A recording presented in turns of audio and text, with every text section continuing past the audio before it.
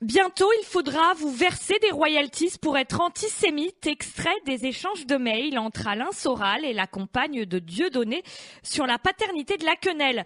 C'était le 26 novembre dernier. Le site JSS News sortait ce scoop qui allait être repris par la plupart des grands médias sur le web.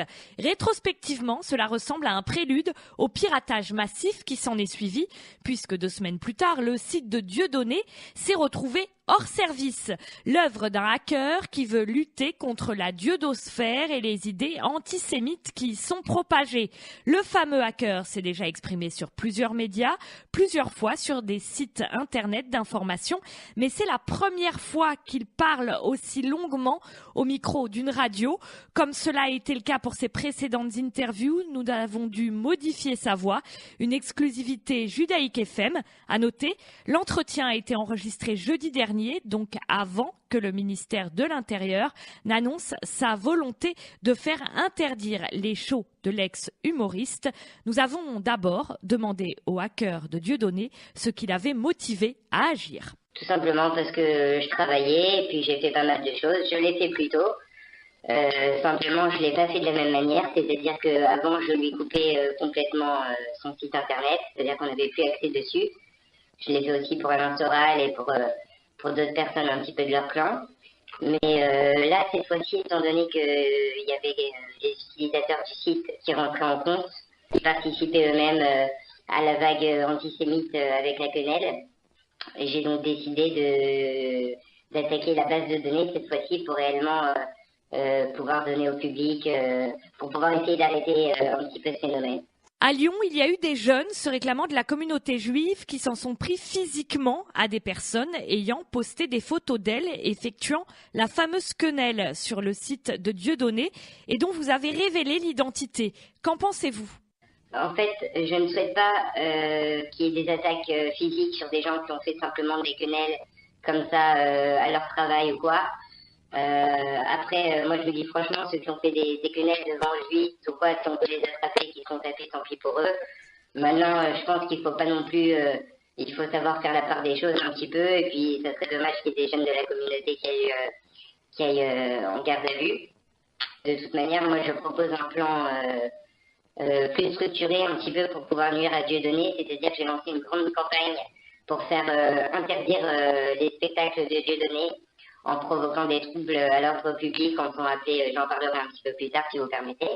Et je pense que c'est une meilleure solution que de faire des attaques physiques comme ça, qui sont vraiment, ça sert à rien, de un, faire une mauvaise image, et de deux, ça ne fera pas avancer les choses. Je pense qu'il faut vraiment s'attaquer aux têtes, plutôt que s'attaquer en fait aux conséquences du discours des têtes, si vous voulez. Alors, en dévoilant l'identité des personnes qui font la quenelle, leur adresse ou l'adresse et le numéro de téléphone de Robert Forisson, ce que vous avez fait d'ailleurs, ironie de l'histoire, il habite à Vichy. En faisant tout ça, quel est votre objectif ?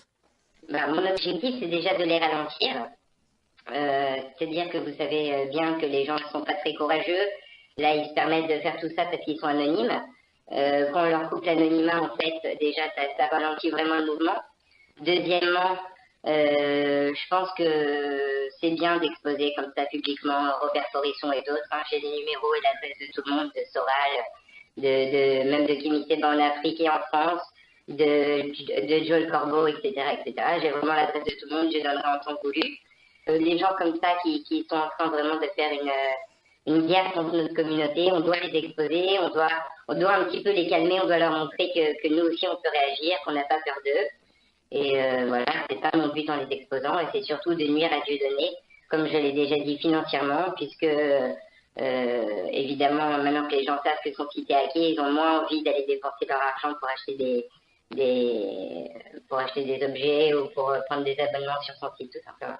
Quand vous dites vous avez les numéros de téléphone de tout le monde, vous êtes tout seul à faire cette opération ou alors vous avez des amis qui vous aident ? Non, je suis tout seul, mais si vous voulez, moi je travaille dans la sécurité informatique et je suis assez bon en ce qu'on appelle le social engineering, c'est-à-dire que j'arrive facilement à obtenir ce que je veux. Et donc, il n'y a pas de problème. Par exemple, pour Joël Corbeau, il avait laissé, si vous voulez, son compte en banque pour qu'on lui envoie pour pouvoir vendre Shoah Hebdo. Hein, c'est ce qu'il vend, c'est des illustrations sur la Shoah. Il a laissé son numéro de compte en banque pour qu'on puisse lui faire des virements, donc j'ai tout simplement appelé sa banque avec le numéro de la police, et puis j'ai demandé des informations sur son compte, et puis c'est tout. Donc désormais, vous voulez faire interdire les spectacles de Dieudonné. Comment est-ce que vous comptez procéder? Donc en fait, c'est très simple. On va lancer une opération d'annulation des campagnes de Dieudonné, tout simplement en faisant des menaces de troubles à l'ordre public.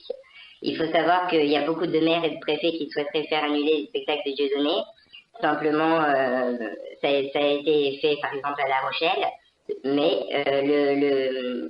le maire de La Rochelle a été condamné à payer 50 000 euros à Dieudonné en dédommagement. Donc maintenant, les maires ne veulent plus se risquer à ça.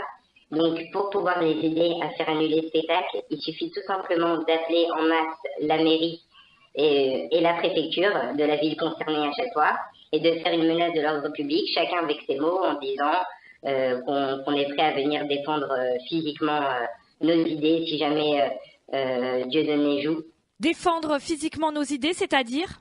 Nous sommes contre le fait qu'il y ait un humoriste politique, parce qu'il faut savoir que c'est un humoriste politique. Aujourd'hui, c'est plus Dieudonné et Elie Semoun, c'est Dieudonné et Alain Soral. Il est plus dans un duo comique, il est dans un duo politique, donc c'est un politico-comique, hein, si vous voulez, je ne sais pas comment on peut appeler ça. Et à partir de ce moment-là, en fait, il le dit très clairement, il se sert de l'humour, si vous voulez, pour faire passer n'importe quel message. J'ai vu une interview de Joel Corbeau qui disait que Dieudonné lui a clairement dit qu'on peut se servir de l'humour pour tout faire passer, en fait. Donc nous, clairement, quel est notre combat? Notre combat, c'est d'être contre le fait qu'un antisémite, c'est-à-dire tout simplement de respecter la loi, hein, contre le fait qu'un antisémite, un raciste, puisse prendre le micro et propager des idées racistes comme ça, se moquer des morts, etc. Je trouve ça extrêmement choquant. Je pense que la communauté devrait plus réagir que ça. Et j'ai fait un petit calcul. Si on trouvait simplement 3000 personnes qui suivaient cette opération, qui appelaient 3 fois par jour à chaque fois les numéros que je donne, ça ferait sur une période de 8 heures pendant laquelle ils travaillent un appel toutes les 3,2 secondes. Autant vous dire qu'en 2 jours, à ce rythme-là, il faut annuler le spectacle.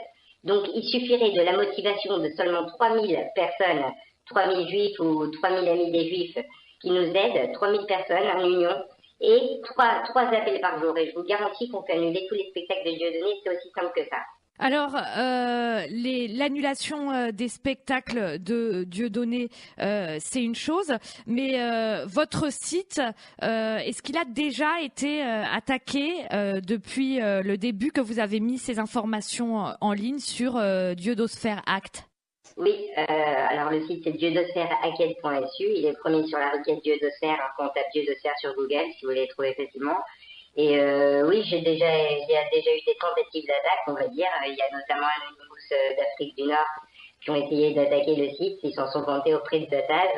Simplement, moi je leur avais préparé un petit piège, ils sont tombés dedans, donc ils ont hacké complètement un autre serveur, ils étaient tout contents, ils ont annoncé ça à tout le monde. Et résultat des courses, ils se sont tapés la honte. Il y a un magazine de piratage qui s'appelle Zatas qui relate l'histoire. Donc oui, ils ont essayé d'attaquer, mais c'était vraiment sans effet en fait. Qui vous ferait dire que vous avez réussi ce que vous avez lancé au départ? Bah écoutez, moi je n'arrêterai pas avant qu'on ait complètement stoppé Dieudonné. J'espère qu'il y a 3000 personnes qui vont me suivre et qui vont suivre le programme. Je pense que oui, parce qu'il y a plus de 40 000 visiteurs par jour sur mon blog. J'espère qu'ils suivront, qu'ils iront jusqu'au bout de leurs idées, parce que c'est vraiment pas difficile il y a des jeunes de la communauté qui se battent tous les jours, qui défendent, qui vont coller des autocollants, qui essayent de faire passer le message. Eux, on leur demande simplement d'appeler 3 fois par jour un numéro. J'espère qu'ils vont suivre, mais même s'ils ne suivent pas, c'est pas un problème. J'ai d'autres solutions pour faire annuler le spectacle. Je le ferai annuler tout seul au pire, mais j'espère que les gens participeront et qu'on pourra comme ça avoir une victoire collective sur Dieudonné. Quand vous dites je le ferai annuler seul au pire, c'est-à-dire? Oui. Bon, écoutez, je ne vais pas dévoiler mes techniques tout de suite, mais je vous garantis que je ferai annuler tous les spectacles de Dieudonné à partir de celui de Nantes.